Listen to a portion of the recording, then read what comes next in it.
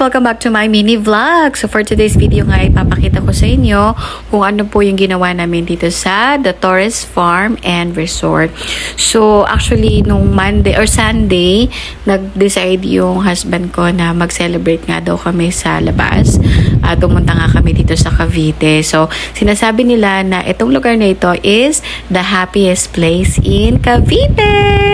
So, sa bahay namin hanggang dito sa Cavite, dumaan kami ng Cavitex. So, ang biyahe namin ay 1 hour and 30 minutes. So, nag-lunch pa kami, kaya medyo mas natagalan pa kami. So, umalis kami sa bahay ng mga 10 a.m. Nakarating kami dito ng mga 12 kasi nga kumain pa kami.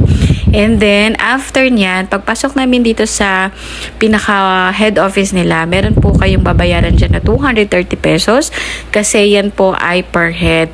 So, 2 years old and below, sila po ay libre. Meron din po silang cart dyan na merong driver. Pwede nyo po siyang i-rent na minimum of 3 person, 300 pesos sa 30 minutes. So kami, gusto namin sana mag-rent yan kasi medyo mainit kaming dumating dito sa lugar na ito. Kaso nga lang, 3 p.m. pa yung pinaka-available nila. So kung maghintay kami ng 3 hours para sa 30 minutes na mag-ikot-ikot lang, parang hindi siya maganda. So, kahit medyo mainit siya, nilusong na rin namin. Meron naman kaming payong. Yun nga lang, syempre dahil meron kaming baby, maingat kaming maglakad. At the same time, naghahanap kami ng mga shades, no? Kasi may mga malalaking puno dyan. May mga puno dyan talaga na may masishadan ka. Purong puno. So, ayan na nga, unang pinuntahan namin yung Christmas Village kasi yan agad yung una ko nakita. So, kapag dinire-diretso yan, makikita niyo dyan yung parang, hindi ko alam kung sa Malaysia, bansa yun, yung parang may tower.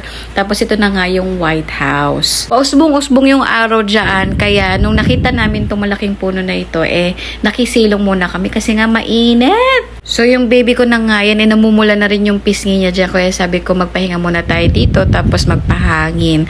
Pero buti na nga lang, medyo malaki-laki nga din yung aming payong. So, most of the time, silang dalawa ni husband yung nakapayong at ako naglalaboy-laboy na rin dyan. Hindi ko nga rin maintindihan kung bakit yung aking asawa ay pinili yung ganyang oras. Tirik na tirik ang araw nang pumunta kami. So, imbis na ma-imbier na tayo, syempre, enjoy na lang natin yung ating oras dyan. At enjoy natin, syempre, because that is my day. Kaya, kailangan control lang ng emosyon. So, part 1 pa nga lamang itong ipapakita ko sa inyo kasi marami pa akong video na gustong i-share sa inyo. So, thank you very much for watching muna and have a great day. Bye!